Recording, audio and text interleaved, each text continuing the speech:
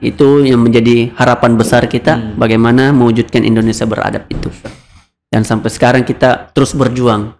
Kapan terwujud? Ya hanya Allah yang paling tahu. Betul.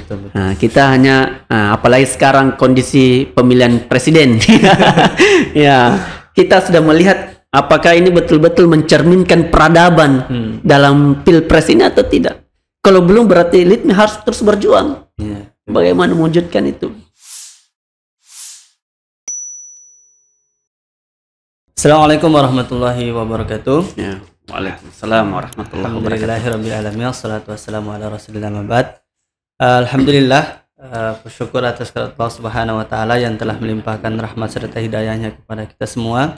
Sehingga alhamdulillah pada pagi hari ini kita kembali bertemu di ruang inspirasi, ruang untuk kita semua untuk mencari inspirasi. Masya Allah. Hari ini sahabat inspirasi, kita kedatangan tamu spesial. Ini mantan aktivis kita ini. Masya Allah.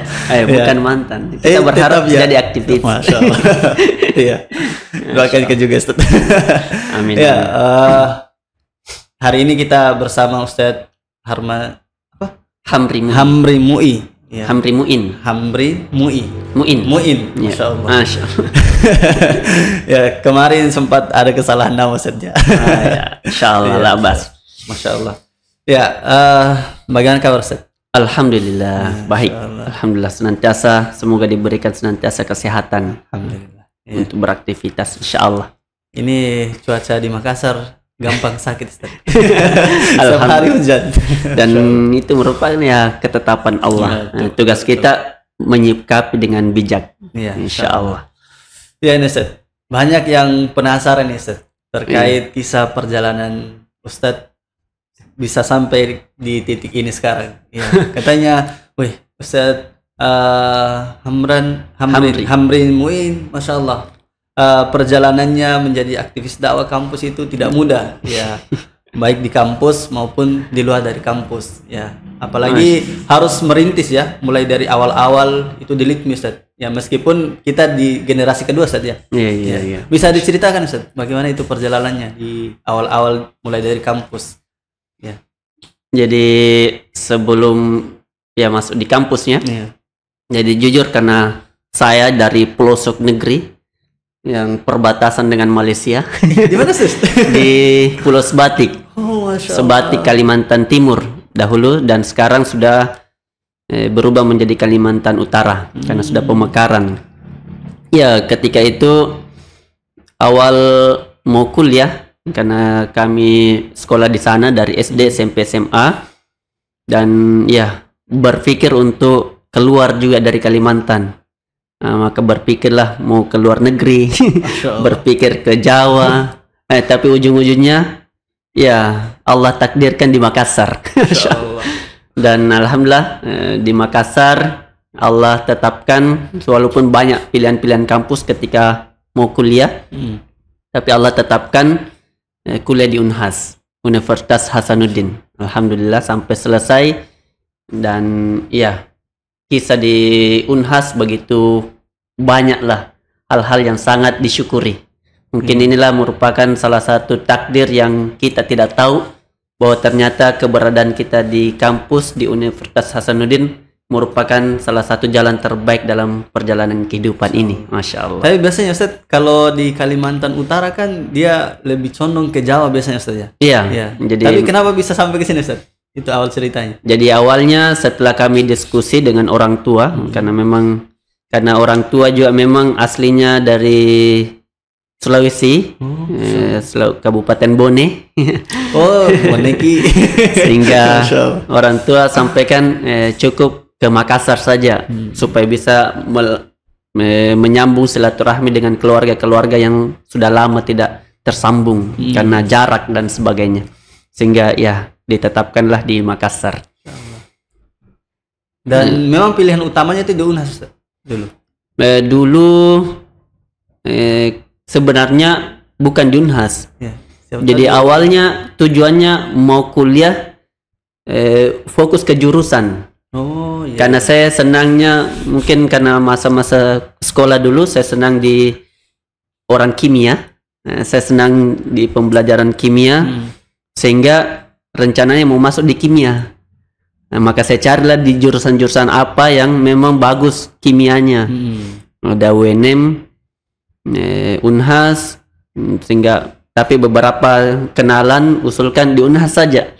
Maka ya alhamdulillah daftar di Unhas. Walaupun sebenarnya ada harapan-harapan di kampus lain ketika tidak lulus dan sebagainya, tapi ternyata Allah takdirkan lulus di Unhas, namun bukan di jurusan yang diharapkan. Ya, itu yang jadi catatan. Tapi alhamdulillah disyukuri.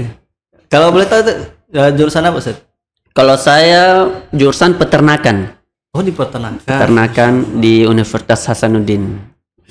Alhamdulillah, dan selesai di sana. Sampai S2, Ustaz, ya? Sampai S2. Selesai S1, kemudian S2 selesai dengan jurusan yang sama. Ya.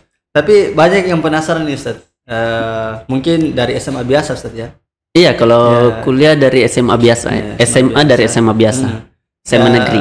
Ya, ini yang bikin orang penasaran, Ustaz. Kenapa bisa memilih jalan dakwah pada saat di kampus? Iya, iya. Jadi memang ketika di kampus itu, walaupun di masa-masa sekolah dulu ada senang dengan belajar agama, karena di dekat rumah memang ada pesantren dan seterusnya. Terlibat di remaja masjid juga ketika di kampung di Kalimantan. Tapi ketika kuliah sebenarnya tidak ada berpikir mau terlibat di lembaga dakwah. Karena saya juga ada hobi-hobi tertentu. Karena di Unhas itu syukurnya banyak aktivitas ekskul. Ada UKM yang ada di Universitas Hasanuddin yang membuat kita ya untuk mengekspresikan diri. Nah, salah satu yang saya senang itu tenis meja. Saya juga senang tenis meja, sehingga awal itu saya cari aktivitas yang berkaitan dengan tenis meja. Kemudian dan awalnya belum ada tertarik mau terjun di bidang lembaga dakwah. Tapi seiring berjalannya waktu, ya ada program di Unhas yang namanya Sains. Oh iya. Program setiap tahun ya, di Unhas itu ada studi Al-Quran intensif. Jadi kita diajar Al-Quran setiap semester 1. Jadi sejak itu saya juga senang, karena memang kita dari remaja masjid, dari masa-masa sekolah dulu ada terlibat juga dengan ada pesantren-pesantren di kampung dan seterusnya. Ternyata di Unhas juga ada pembelajaran Al-Quran. Padahal kampus umum, padahal kita belum berpikir bahwa ada lembaga-lembaga seperti itu di Unhas dulu. Yang ada ya seperti pemain bola, basket dan seterusnya. Ternyata ada juga yang berkaitan dengan Al-Quran. Alhamdulillah. Insyaallah. Ya, ini satu karunia juga, Ustaz, ya. Ya, jadi itu juga salah satu nikmat yang luar biasa ada di Universitas Hasanuddin itu, bahwa program-program pembelajaran Al-Quran. Mungkin kalau kayak di UIN, UMI itu kan biasa. Kalau ada program-program Al-Qurannya. Tapi kalau di Unhas kayaknya wah, ini luar biasa. Apalagi kayak di UNM, Unhas dan Politeknik kan, Ustaz. Tapi kalau di Makassar memang terkhusus, Masya Allah, ini lembaga-lembaga seperti itu sangat banyak, Ustaz, ya. Iya, Masya Allah, Alhamdulillah. Tapi apa yang membuat Ustaz bisa bertahan di situ sampai selesai kuliah? Ya, jadi yang membuat saya bertahan sebenarnya ketika masa-masa program perjalanan pembelajaran Al-Quran dan seterusnya, memang ada satu senior dulu yang kami tidak bisa lupa orangnya sampai sekarang, yang mungkin pada saat itu yang membuat saya sulit meninggalkan dakwah. Karena kenapa? Karena semester 1 pada saat itu saya masih tinggal di asrama Kalimantan Timur, di Macin Raya. Ada satu senior itu di Unhas yang selalu jemput antar karena saya pada saat itu masih aktif naik PT-PT. Ya, mungkin orang Makassar tahu istilah PT-PT, ya. Angkot. Ya. Jadi satu semester itu hampir setiap hari naik PT-PT terus dan seterusnya. Tapi ketika pembelajaran sains, itu selalu terkadang saya dijemput atau kadang saya diantar pulang. Itu senior ini, Masya Allah. dan kalau perlu bisa menyebut nama kita sebutkan. Bisa juga Ustaz. Nah, beliau adalah ustadz kita, ustadz awal-awal di sana yang selalu mengajak, yaitu Ustadz Suhedi. Ustadz Suhedi, beliau juga sekarang alhamdulillah terlibat di Wahdah. Alhamdulillah. Dan sampai sekarang jasa beliau yang luar biasa, yang sangat tertanam kuat dalam perjalanan dakwah saya hingga hari beliau ini. masih ada di Makassar? Alhamdulillah masih ada. Masya Allah. Ini luar biasa. Tidak agak-agak jauh kisah Ustaz. Alhamdulillah. Ya memang senior-senior di kampus itu yang terlibat di dunia aktivis dakwah kampus, memang mereka memaksimalkan mungkin Ustaz ya. Iya, alhamdulillah. Saya juga sangat merasakan bagaimana senior-senior itu dulu langsung antar jemput. Masya Allah, apalagi yang berkaitan tentang ini pembelajaran Al-Quran. Kalau di UIN itu namanya SMART Ustaz. Smart nih? SMART ya, studi membaca Al-Quran intensif. Masya Ya, Allah. agak-agak mirip sebenarnya. Iya. Dan itu Masya Allah selalu diberikan perhatian yang lebih ya, oleh para senior. Makanya itu yang mungkin yang membuat kita nyaman Ustaz. Iya. Iya. Dan satu yang paling terkesan sebenarnya, karena di Unhas dulu selain kita belajar itu, kita kan juga selalu diajak pergi taklim. Ya, betul. Di Unhas dulu ada namanya taklim Poltek. Taklim Poltek. Itu kan saya di peternakan, ada masjid depan peternakan itu, Iya. ada masjid Poltek. Nah, pada saat itu ada namanya taklim Poltek setiap hari Senin. Setiap hari Senin yang diisi oleh Ustadz Muhammad Yusran Ansar. Maka disitulah saya selalu, setiap ada jadwal kosong setiap Senin sore, karena jadwalnya Senin sore, saya selalu ikut ke sana, karena di sana juga ada buka puasa bersama. Jadi biasa setelah taklim ada buka puasa bersama, kita nimbrung juga. Namanya mahasiswa pada saat itu ya, kesempatan. Kesempatan namanya buka puasa bersama kan gratis. Masya Allah, ini kesempatan. Dan itu disitulah saya mulai mengenal Ustadz Yusran Ansar, yang memberikan Masya Allah ilmunya luar biasa, adabnya luar biasa Masya Allah. Dan sampai sekarang kita masih taklim, masih senantiasa belajar kepada beliau, yang betul-betul memberikan semangat untuk kita terus belajar ilmu. Masya Allah. Dan itulah yang membuat semakin kesini kita ikut program-program tambahan selain sains, ikut program diajak pergi taklim. Kalau sudah dari taklim diantar pulang, lama-lama ada program tarbiyah. Tarbiyah ikut lagi, Masya Allah, dan begitu seterusnya. Dan alhamdulillah taklim sampai sekarang masih aktif, tarbiyah juga masih aktif, alhamdulillah. Dan itu yang membuat kita bisa terus bertahan hingga hari ini, dan semoga bisa bertahan sampai akhir hayat. Tentu kita jaga baik-baik, insya Allah. Itu murni arahan dari senior Ustaz ya? Ya, itu dulu memang senior yang selalu ajak. Insya Allah. Dan ketika kita sudah mulai senang, tanpa ada senior kita datang sendiri. Iya, betul. Nah, di awal-awal. Ya, awal-awal. Dan pada saat itu kan kita belum punya motor, belum ada kendaraan. Jadi ya dari fakultas ke masjid kampus untuk sains, dari fakultas ke Poltek untuk taklim, kita jalan kaki, dan seterusnya. Ya, perjalanan jalan kaki di Unhas kan lumayan juga. Kalau kita mau keliling itu Masya Allah. Perjalanan dari fakultas ke Poltek, Poltek ke Meskam, masjid kampus Unhas, kemudian ke pondokan, itu jalan-jalan kaki. Ya, karena semangat belajar pada saat itu, sehingga itu dinikmati, alhamdulillah. Lumayan juga buat betis. Buat betis. Itu jaga kesehatan. Masya Allah. Alhamdulillah. Selama di LDK MPM Unas ya Ustaz? Iya. Selama di LDK MPM Unas, pernah tidak merasakan kesulitan-kesulitan kayak yang menghambat? Jadi sebenarnya kalau kesulitan mungkin semua orang miliki kesulitan-kesulitan. Tapi saya selalu istilahkan dengan tantangan. Karena tantangan identik dengan perjuangan. Setiap ada tantangan ada perjuangan. Maka tentu masa-masa awal, semester 1, 2, 3, 4 sampai semester 10, 11, dan seterusnya. Banyak ya Ustaz ya. Ya itu tentu banyak tantangan-tantangan yang ada. Tapi karena kita punya visi, punya tujuan, punya harapan besar, maka semua itu seperti dilewati dengan kesyukuran yang penuh, masya Allah. Dan itu yang membuat kita sampai hari ini ya menganggap semua tantangan itu ya semua ibarat ya tantangan yang membuat langkah untuk menuju kesuksesan sesungguhnya itu. Tapi kalau kenangan yang terindah Ustaz, selama di LDK MP Unhas? Kalau kenangan paling indah ya sebenarnya banyak lah. Tapi yang paling sulit dilupa itu ketika makan bersama di masjid kampus. Kita makan bersama di masjid kampus, ada teman yang masak. Teman yang masak, kemudian kita satu nampan itu. Satu nampan.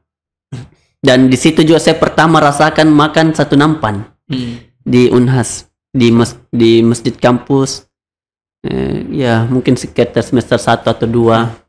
Mungkin sampai sekarang masih berlanjut itu, Ustaz? Ya, kalau sekarang karena saya sudah lama tidak ke sana. Apakah masih ada program makan bersama dengan sesama mahasiswa? Kami sering lihat postingan-postingan dari ikhwah di sana, Masya Allah. Masih sering terjalin itu. Ya, makan bersama ya. Dan ternyata sampai sekarang itu terlihat. Dan Alhamdulillah, sampai sekarang juga masih kita jaga makan bersama itu. Alhamdulillah. Ya, ini satu. Dan banyak lah, Insya Allah ya. Insyaallah. Tentu banyak sekali pengalaman Ustadz di kampus ya, baik itu berupa mengajak orang untuk ikut bergabung dan harus buat kegiatan-kegiatan yang menarik agar orang-orang lain bisa tertarik ya ikut di program-program kita. Ya, memang agak-agak mirip sih sebenarnya kalau di kampus ya. Mungkin kalau kampus saya di UIN agak kesulitan, mungkin di Unhas juga agak kesulitan, mungkin di kampus-kampus yang lain juga agak kesulitan. Tapi ada memang hal-hal yang membuat kita semakin kuat dari kesulitan itu, Ustaz. Iya, betul. Insyaallah. Tapi kalau dulu Ustaz di masa-masa di Unhas itu hal yang membuatnya tertarik itu apa, Ustaz? Ya. Selain belajar agama itu. Jadi sebenarnya di Unhas itu yang membuat tertarik kuliah di Unhas atau di LDK? Unhas. Jadi awalnya kan sebenarnya saya tidak ada ketertarikan awalnya. Tapi karena ada program sains sehingga saya ikut terus belajar nyaman. Kenal Unhas, MPM Unhas dan seterusnya. Dari program-program yang ada di MPM Unhas yang paling tertarik sebenarnya itu program amal jariahnya. Itu sebenarnya yang ternyata selama ini kadang kita lupa. Karena yang diajarkan, yang difokuskan adalah orangnya. Orang bagaimana mengajak orang supaya kita melahirkan banyak amal jariah. Jadi ini sebenarnya yang sampai kita terus semangat untuk mengajak orang terlibat di program-program LDK MPM Unhas itu. Bayangkan saja ketika ada tawaran-tawaran asisten, kan kita di peternakan itu banyak asisten asisten lab ini. Jadi satu yang paling saya tertarik adalah asisten sains yang pada notabene pada saat itu bukan jurusan peternakan, kan sains untuk agama. Jadi saya 2012 sudah jadi asisten sains. Yang bikin tertarik karena saya mengajar hampir seluruh fakultas. Masya Allah. Ini yang membuat saya terkenal. Masya Allah. Saya kalau di peternakan saya sampaikan ya saya cuma bisa jadi asisten hanya mahasiswa peternakan saja. Tapi kalau asisten sains saya berpikir kayaknya bagus ini. Bisa mengajar di seluruh fakultas. Alhamdulillah itu yang membuat program yang sangat menarik menurut saya bahwa mengajarkan Al-Quran di hampir seluruh fakultas yang ada di Unhas. Ini menarik, Ustaz. Ya, menarik sekali nih. Saya dengar mengajar hampir seluruh fakultas. Ya, biasa dalam pikiran orang itu, bagaimana caranya ini bagi waktunya?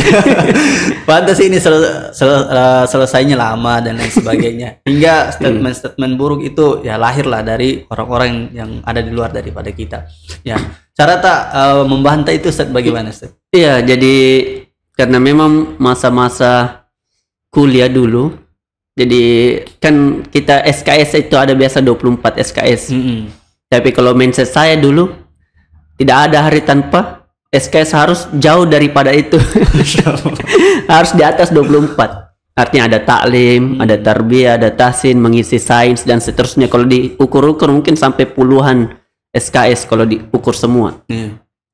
Bagaimana membantah dengan mengatakan bahwa iya aktivis itu lambat selesai dan seterusnya. Maka kembali ke tujuan. Kira-kira kita kuliah untuk apa? Oh iya, betul. Jadi kalau kita paham apa tujuan kita untuk kuliah, maka kita juga paham apa langkah-langkah yang akan kita tempuh selama perkuliahan. Dan ini yang memang membuat kita kuat, mampu bertahan. Apakah harus cepat selesai atau perlu lambat selesai? Oh iya. Apakah harus cepat selesai atau perlu lambat selesai? Karena jujur saya juga termasuk yang kalau diukur dengan mahasiswa secara umum masih cukup terlambat. Karena saya kuliah 11 semester. Lumayan. Ya, lumayan. Tapi memang sebelum selesai, yang paling utama memang komunikasi. Saya komunikasi ke orang tua dulu, saya izin terlambat selesai dan seterusnya karena ada amanah dan lain-lain, sehingga ya orang tua terima. Kalau kuliah cepat selesai alhamdulillah. Cuma skripsi, tugas akhir itu yang ditunda-tunda. Yang dengan tujuan, dengan harapan ya, ada hal-hal yang memang menjadi fokus kita untuk kita selesaikan terlebih dahulu sebelum kita tinggalkan kampus. Iya. Apa harapan terbesar Ustaz? Saya mau tahu sekali. Apa harapan terbesar waktu itu sehingga memiliki bukan motivasi sebenarnya terlambat kuliah ya, sehingga berani untuk meminta izin kepada orang tua bahwa saya mungkin akan terlambat menyelesaikan studi saya. Iya. Jadi sebenarnya harapan terbesar kenapa? Kan pada saat itu saya diberikan amanah. Amanah sebagai ketua lembaga dakwah. Ketua lembaga dakwah kampus Unhas. Ketua LDK MP Unhas pada saat itu. Nah, pada saat itu saya berpikir apakah saya fokus selesaikan kuliah atau fokus dulu selesaikan amanah. Karena ini dua hal yang cukup memberi perhatian. Kalau fokus kuliah, otomatis beberapa amanah mungkin bisa berjalan, cuma kurang maksimal. Maka pada saat itu saya memilih maksimalkan dulu amanah untuk selesaikan. Nah, kemudian ketika selesai amanah, baru saya lanjutkan studi. Jadi berapa tahun itu, berapa waktu saya tidak urus skripsi. Nah, ini mungkin apakah mungkin kalau sekarang mungkin tidak boleh dicontoh. Kampus Merdeka sekarang. Jadi karena mungkin dituntut. Nah, pada saat itu saya tidak urus skripsi dan saya fokus memaksimalkan amanah, konsolidasi dengan seluruh LDF, fakultas, bagaimana seluruh fakultas harus dikunjungi dan seterusnya, program-program dakwah harus berjalan semua di seluruh fakultas. Maka di situ menjadi fokus kita, sehingga selama beberapa waktu saya berpikir selesaikan dulu itu, dan saya komunikasikan ke orang tua. Alhamdulillah orang tua terima, dengan catatan ya itu kayak saya yang bertanggung jawab dengan hal itu, sehingga karena itu merupakan keputusan kita. Alhamdulillah orang tua terima. Tapi tentu orang tua tidak langsung terima, Ustaz. Iya. Tapi bagaimana cara dulu meyakinkan Ustaz? Saya penasaran ini. Karena saya termasuk orang yang gagal meyakinkan orang tua. Jadi memang orang tua itu yang bikin meyakinkan, karena mungkin salah satunya karena saya jarang dikirimkan uang. Oh iya. Jadi alhamdulillah mungkin masalah-masalah perkuliahan, masalah keuangan juga tidak terlalu, ya Allah mudahkan lah. Walaupun mungkin kiriman dari orang tua tidak konsisten atau bahkan jarang, mungkin jarang, sehingga ketika ada hal-hal yang kita minta, orang tua tidak terlalu banyak menuntut. Dan alhamdulillah yang paling utama memang sering komunikasi. Alhamdulillah sampai sekarang orang tua, walaupun orang tua di Kalimantan, komunikasi senantiasa. Kalau perlu mungkin setiap pekan harus kita komunikasi, setiap bulan. Kalau setiap tahun, masya Allah, itu sangat sedih. Ya, dan memang komunikasi dengan orang tua itulah yang sangat penting ketika kita berada di luar rumah kita. Maka itu yang membuat juga orang tua mungkin memberikan izin dan seterusnya, mudah komunikasi. Dan memang banyak hal ketika ada sesuatu saya mau keluar daerah atau apa, selalu saya izin ke orang tua walaupun jarak antara kita dan orang tua itu cukup jauh. Mungkin apa untungnya padahal jauh kan, kita tinggal sendiri di kos misalnya atau di asrama, tapi tetap komunikasi ke orang tua walaupun kita mau keluar daerah kemana dan seterusnya. Dan memang salah satu kunci keberhasilan dalam perjuangan dakwah juga adalah orang tua, dan saya yakin itu hal yang sangat penting dalam perjalanan itu. Kayaknya strategi saya salah kayaknya. Gagal meyakinkan, masya Allah. Ya betul ya. Saya sempat berpikir juga begitu dulu, Ustaz. Ya, kebetulan diamanahkan juga sama seperti Ustaz dulu. Ya. Tapi ya gagal meyakinkan. Sehingga harus selesai terlebih dahulu baru menyelesaikan amanah. Masya Allah. Ya, tapi selesai. Dan juga semua ada jalannya. Ya, betul. Dan semua baik insya Allah. Bisa memang bagaimana kita menyikapi dengan bijak setiap momen. Mungkin pada saat itu saya melihat mungkin itu jalan terbaik kalau menurut kita. Tapi pada saat antum yang berada di posisinya, mungkin itulah yang jalan terbaik, insya Allah. Maka disyukuri insya Allah. Beda zaman juga sih. Beda zaman juga ya. Masya Allah. Ya, tentu sangat menarik kisah-kisah tadi Ustaz di kampus ya. Tapi saya agak tergelitik Ustaz sedikit kisah tadi luar daripada kampus ya. Ternyata menjadi aktivis dakwah kampus itu bukan hanya di kampus. Iya. Betul. Itu saya baru ketahui di semester 5 lah. Ya, ternyata masih ada jalan yang lebih luas daripada itu Ustaz. Ya. Kalau Ustaz kan mungkin di LITMI ya. Iya. Mungkin bisa diceritakan Ustaz bagaimana perjalanannya di LITMI ya sedikit. Ya, LITMI. Jadi LITMI itu lembaga lingkar dakwah mahasiswa Indonesia. Jadi memang saya lembaga ini sudah lama ada deklarasi itu sekitar tahun 2008.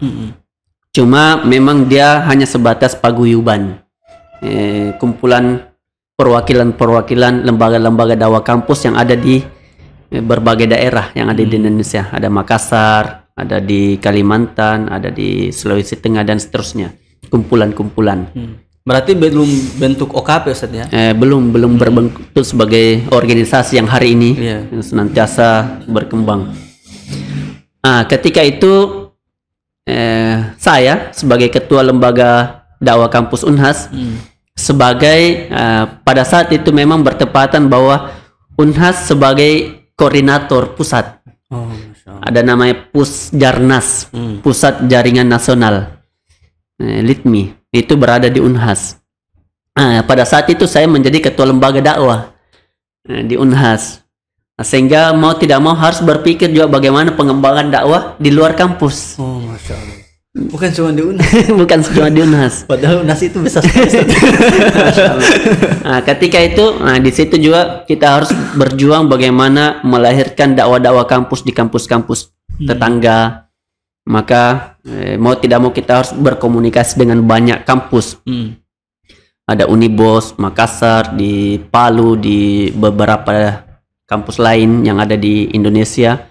Itu harus senantiasa kita koordinasi karena di sisi lain kita juga harus mengurus lembaga dakwah kampus yang ada di Unhas, tapi di sisi lain juga kita sebagai amanah koordinator pusat, koordinator pusat jaringan nasional LITMI, Lingkar Dakwah Mahasiswa Indonesia, sehingga harus berkoordinasi dengan berbagai lembaga dakwah kampus yang ada. Maka ketika itu beberapa alumni, beberapa senior-senior LITMI itu selalu mengarahkan supaya betul-betul LITMI ini bisa berkembang maksimal, eksis sampai kapanpun, maka perlu dimaksimalkan pembentukan organisasi yang terstruktur dengan baik. Maka pada saat itulah kita berjuang untuk mewujudkan hal itu. Maka terlaksanalah Muktamar LITMI pertama tahun 2015. Oh, 2015 ya. Muktamar pertama LITMI. Dan itu yang terpilih? Ya, pada saat itu forum menetapkan yang terpilih itu Ustadz Andi Muhammad Akhyar. Oh, Masya Allah. Dosen kami itu, Ustadz. Ya, Masya Allah. Alhamdulillah. Nah, itu sekarang beliau pernah dosen di UIN, sekarang dosen di Gorontalo nih, Gorontalo, dan sekarang lanjut studi juga. Ya, alhamdulillah beliau ketua pertama LITMI secara struktural. Namun kalau secara jaringan itu masing-masing kampus kan ada pusat jaringan nasional, ada wilayah, ada daerah. Masing-masing kampus itu berkoordinatornya, ada memiliki koordinator. Unhas, UNM, ada dan beberapa daerah yang lain. Hingga hari ini alhamdulillah LITMI kita lihat, Masya Allah, semoga diberikan kebaikan untuk terus eksis, memberikan kontribusi untuk umat, insya Allah. Itu Ustadz Akhyar di UNM, Ustadz ya? Ya, Ustadz Akhyar, Andi Muhammad Akhyar itu di UNM, Universitas Negeri Makassar. Beliau, salah satu buku beliau itu yang mungkin sangat memotivasi kami, Masya Allah. Bukunya Aktivis Dakwah Kampus. Masya Allah. Dan KKN Islami, Ustadz. Alhamdulillah. Dari buku beliau itu lahir beberapa program kerja yang memang Masya Allah sangat dibenci oleh teman-teman ya yang di luar dari sepemahaman kita. Masya Allah begitu ya. Tapi sangat luar biasa motivasi dari buku beliau. Memang dari LITMI itu sangat luar biasa dari dulu. Masya Allah, alhamdulillah, semoga bisa terus memberikan kontribusi untuk umat, insya Allah. Dan kami masih ingat waktu itu di Muktamar kedua kalau tidak salah, Muktamar ketiga kalau tidak salah.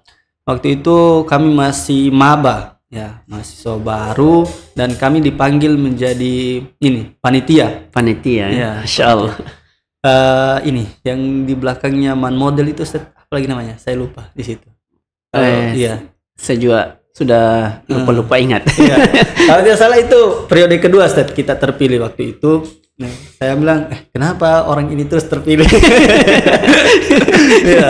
Kenapa orang ini terus terpilih? Ya, karena tidak ada orang lain atau bagaimana? Ya, akhirnya waktu itu kami berusaha cari tahu. Oh, ternyata beliau ini memang dari dulu, dari masa kuliah memang sudah luar biasa. Itu yang kami lihat.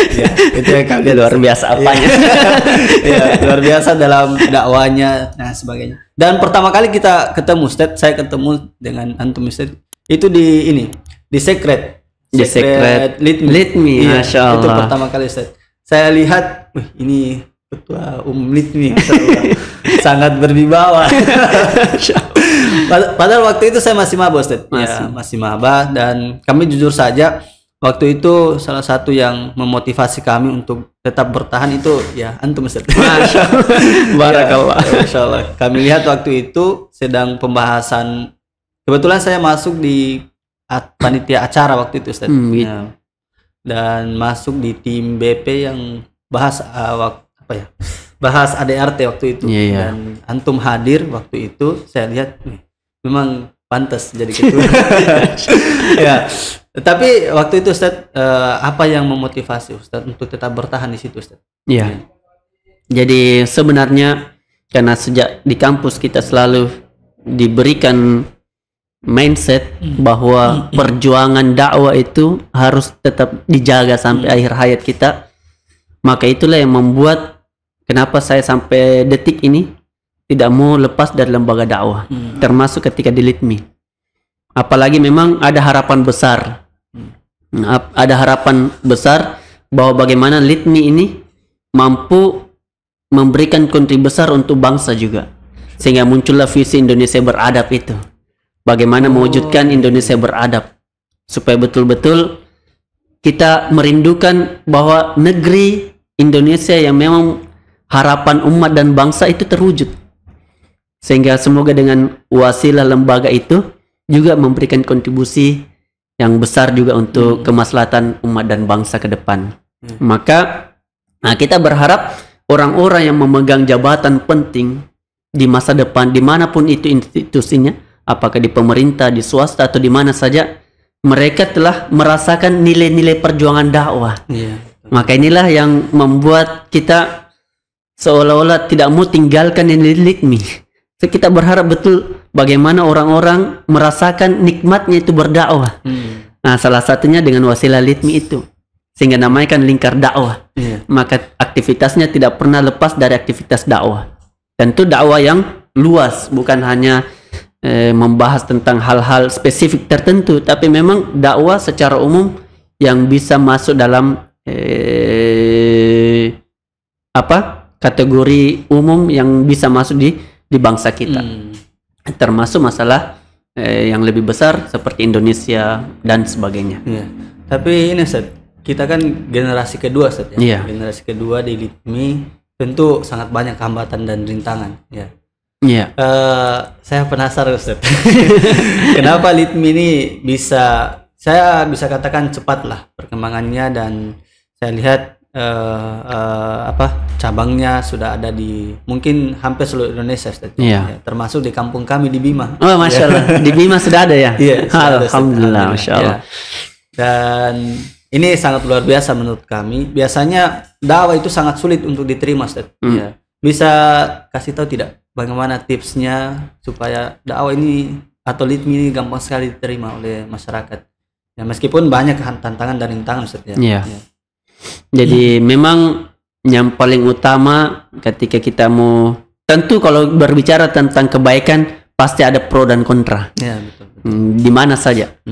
Ada yang mau terima dan ada yang tidak mau terima.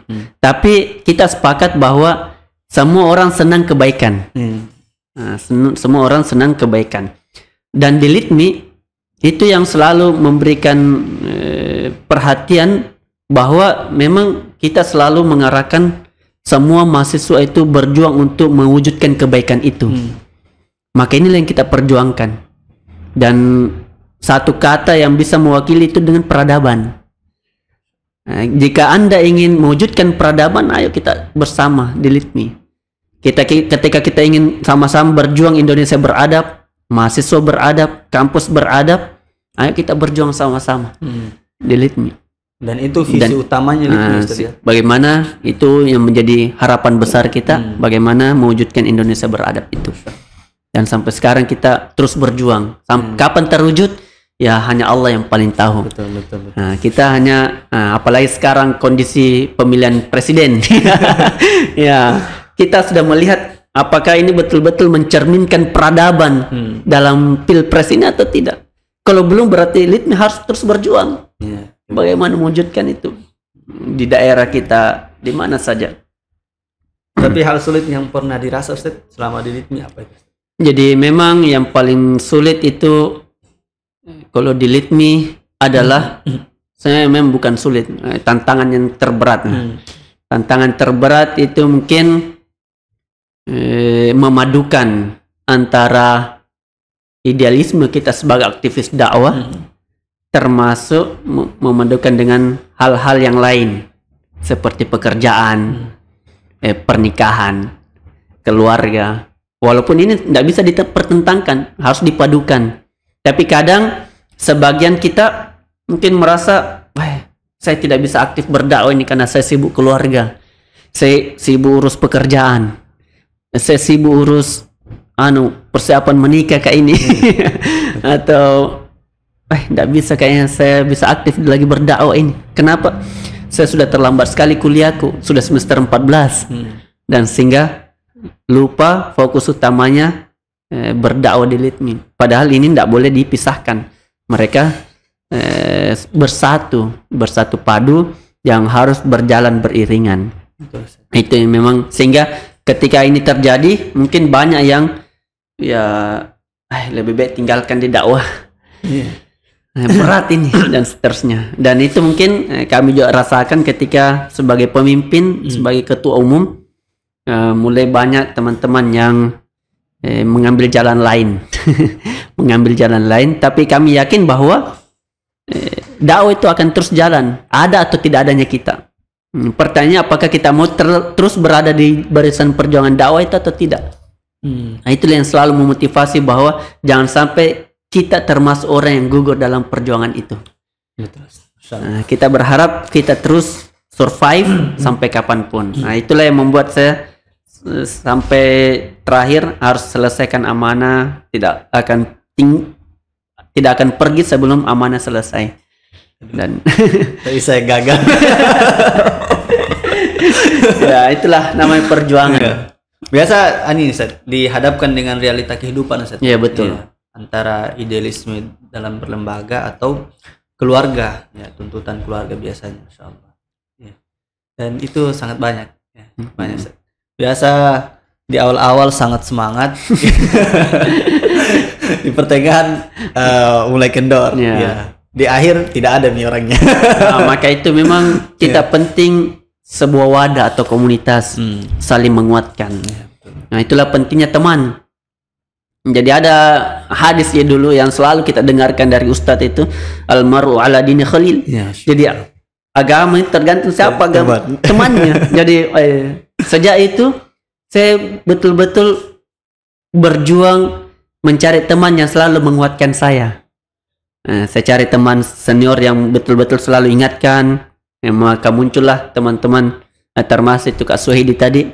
Kak Suhidi yang selalu memotivasi, mengingatkan, mengajak. Ada juga Kak Arisman dulu yang selalu mengajak bagaimana kita saling merangkul. Ada namanya Kak Akino dulu, Akino Iskandar. Kalau saya kenal sekali itu. beliau selalu mengajak, menjaga. Ada juga motivator di Litmi yang selalu memberikan pembelajaran. Senior kita adalah Ustadz Abdul Qadir. Itu yang selalu, maka kita selalu mencari orang-orang yang selalu menguatkan. Di sini juga di WIS juga ada dulu saya punya senior itu namanya Ustadz Ihsan.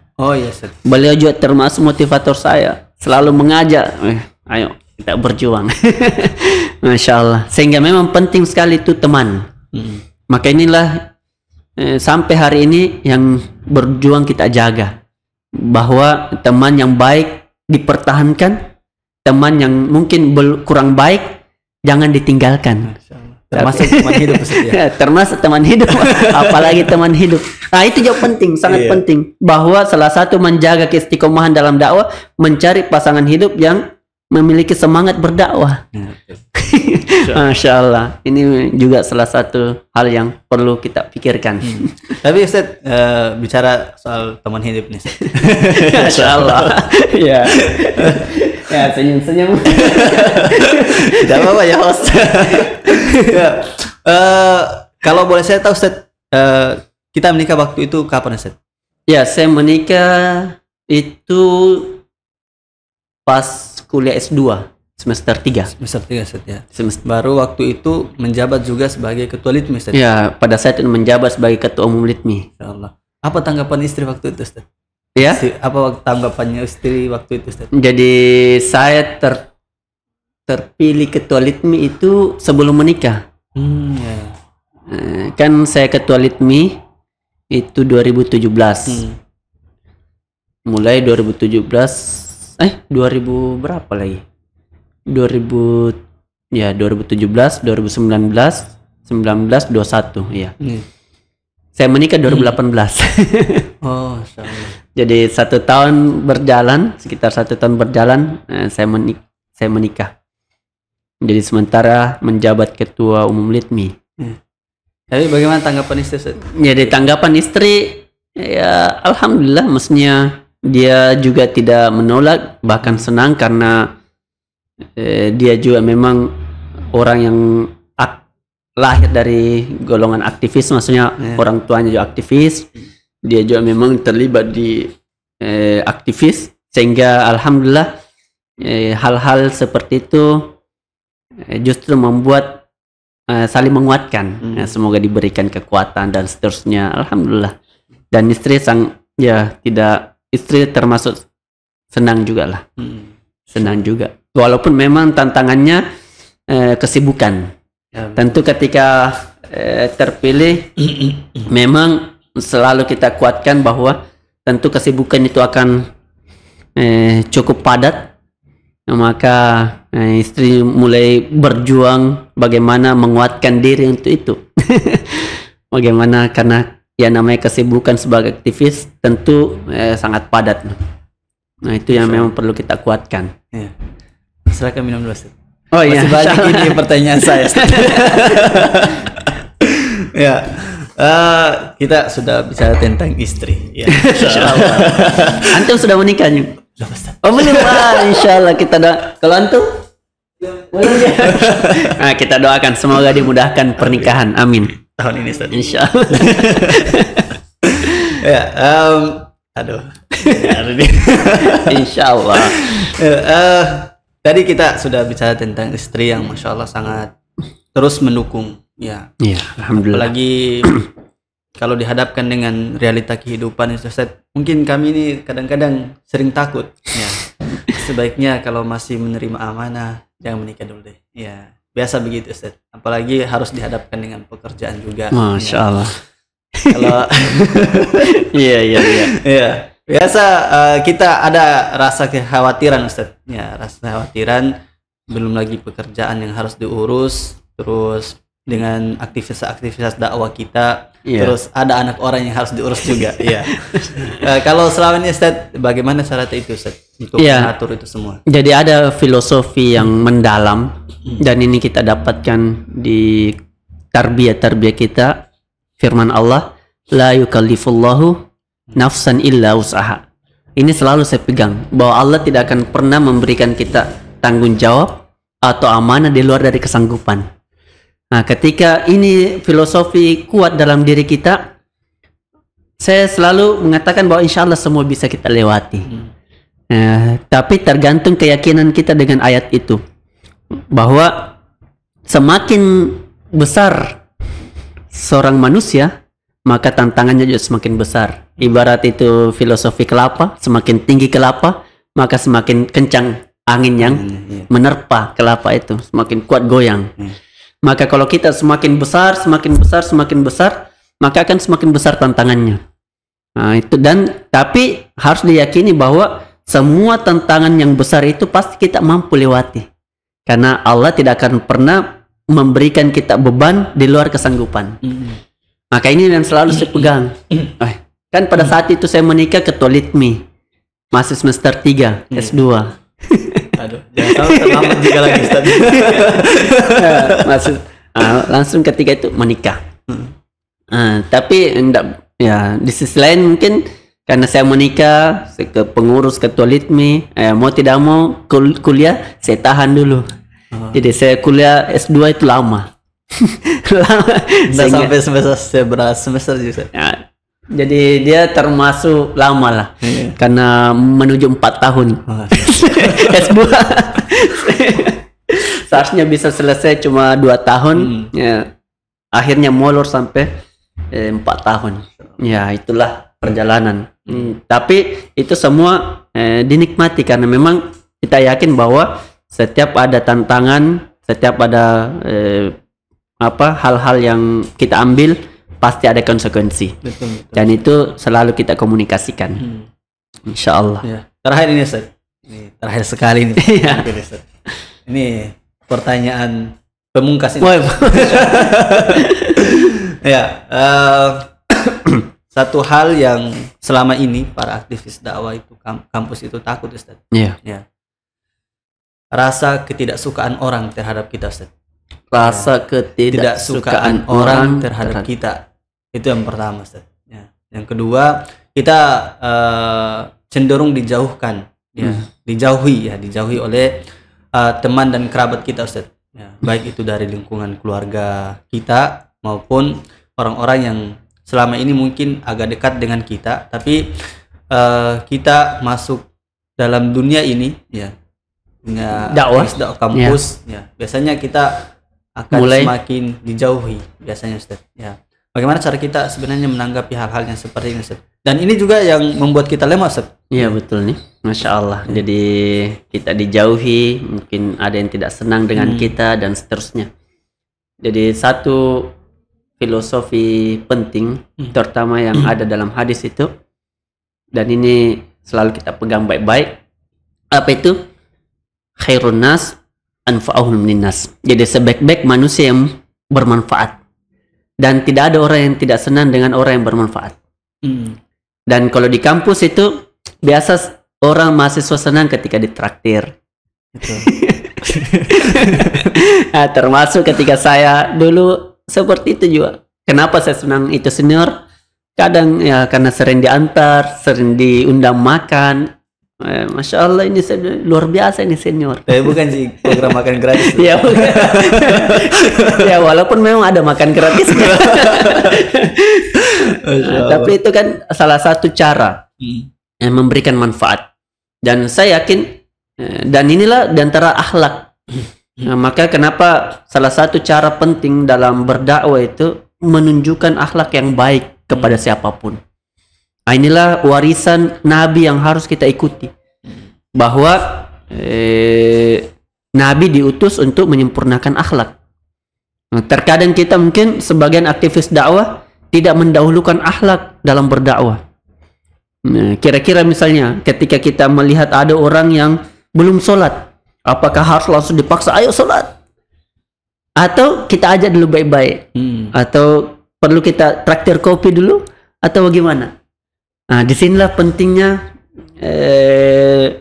komunikasi dakwah. Salah satu komunikasi dakwah yang penting itulah komunikasi dalam perilaku, dalam berakhlak. Nah, ini penting yang membuat, dan sampai sekarang walaupun mungkin banyak orang yang tidak senang dengan kita, paling minimal dia tidak mengatakan kita buruk. Mungkin dia tidak senang dengan perilaku kita, tapi dia senang sebenarnya apa yang kita ajak. Dia senang, saya senang selalu diajak dan sebagainya. Mungkin caranya yang kurang bagus. Mungkin caranya yang memang perlu menjadi perhatian. Maka dan inilah yang dakwah yang paling utama sebenarnya. Dakwah bil perbuatan. Dakwah dengan akhlak. Saya yakin, bayangkan kalau ada teman kita yang mungkin membenci kita, tapi pas dia sakit kita yang pertama datang, membawakan hadiah. Bagaimana perasaannya itu orang? Kira-kira tetap membenci atau akan berubah menjadi cinta? Dan inilah yang penting untuk selalu kita terapkan, bahwa dakwah dengan akhlak. Dan ini juga diterapkan oleh Nabi kita Sallallahu Alaihi Wasallam. Dan saya ingat dulu, ada dulu di kampus itu saya masih mungkin maba atau berapa semester itu, namanya masih ada perempuan yang teriaki, wah kambing, celana tak gantung, dan ada banjir ya, padahal kita lewat pada saat itu. Tapi karena akhlak, ya semoga dengan itu dia dapat hidayah. Alhamdulillah ditegur dengan baik dan seterusnya, justru berterima kasih dan seterusnya. Yang awalnya mungkin tidak senang, walaupun pada saat itu dia juga berpakaian terlalu banjir. Apalagi perempuan kan. Ya alhamdulillah, dan semoga itu menjadi kebaikan untuk kita. Jadi memang yang paling utama kalau kita betul-betul mau diterima, dakwah dengan akhlak. Tapi perlu menjadi catatan, walaupun bagaimana akhlak kita luar biasa bagusnya, ada saja yang tidak senang. Sebagaimana nabi kan akhlaknya luar biasa dan seterusnya, tapi ketika dia mendakwakan Islam, banyak orang yang tidak senang, terutama orang kafir. Dan kita juga, apalagi kita sebagai manusia biasa, ya tentu akan banyak hal-hal seperti itu. Tapi yang paling utama, jangan sampai kita mencelah dia, jangan sampai kita mendoakan yang tidak baik kepadanya. Yang perlu adalah selalu kita ajak dalam kebaikan. Kita doakan, kita ajak secara langsung. Kalau kita memiliki kekuasaan, perlu mungkin kita sedikit dorong-dorong. Betul, Ustaz. Masya Allah, barakallah.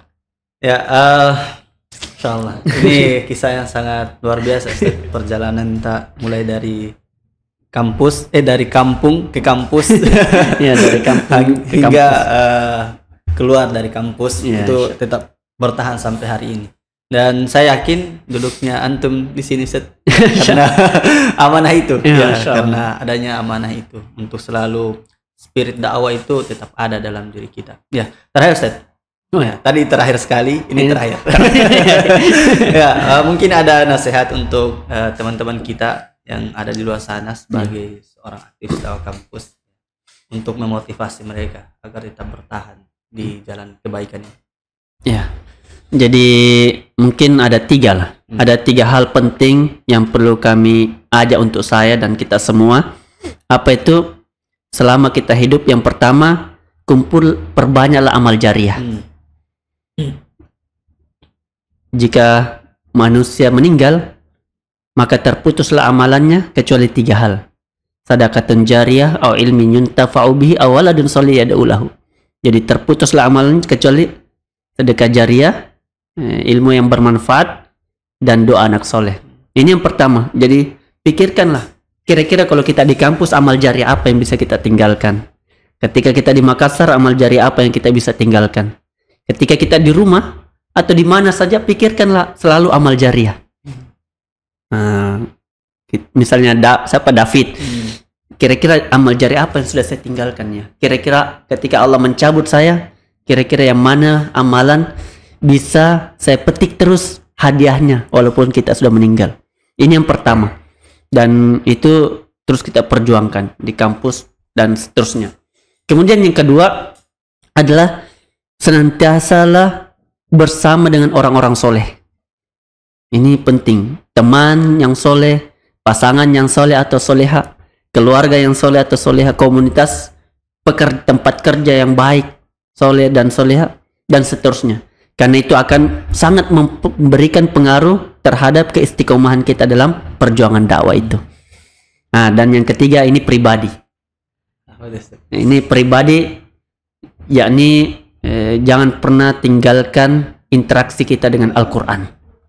Inilah yang paling utama. Sebagaimana kekuatan Nabi ketika Nabi diberikan amanah yang begitu berat, diwajibkan untuk berdakwah,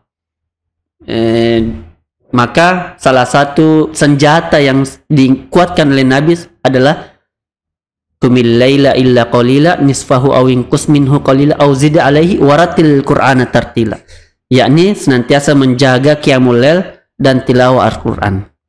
Nah, ini maka jangan pernah tinggalkan kedekatan kita dengan Al-Quran. Jadi yang pertama, fokus mencari amal jariah. Kemudian yang kedua, jaga pertemanan, carilah orang-orang yang soleh. Dan secara pribadi, jaga diri kita senantiasa interaksi dengan Al-Quran. Ketika 3 hal ini senantiasa dijaga, maka semoga kita bisa istiqomah di atas perjuangan ini. Insya Allah. Barakallahu fikum. Ya. Sahabat inspirasi, itu tadi Masya Allah nasihat yang sangat luar biasa untuk kita semua. Semoga kita yang mendengar ini ya bisa tetap istiqomah dalam menjalankan perintah dari Allah Subhanahu wa taala. Dan satu hal yang penting ya, ini khusus para aktivis dakwah kampus ya. Semoga tidak lelah dalam perjuangannya dan terus memiliki tujuan ya, karena ini yang akan menjadi visi dalam perjuangan kita dalam kampus ya. Sehingga meskipun kita terlambat selesai ya ya kita ya tetap akan terus bertahan dan tetap semangat dalam menjalankan amanah tersebut. Mungkin itu saja pertemuan kita pada pagi hari ini. Kami ucapkan barakallahu fikum. Semoga antum semua yang ada di rumah dan sahabat inspirasi tetap sehat dan semangat dalam menjalankan hari-hari yang cukup mendung di Makassar. Insyaallah. Ya, barakallahu fikum. Assalamualaikum warahmatullahi wabarakatuh. Waalaikumsalam warahmatullahi wabarakatuh. Masyaallah, barakallah. Semoga terus memberikan inspirasi banyak orang. Amin. Silakan Ustaz.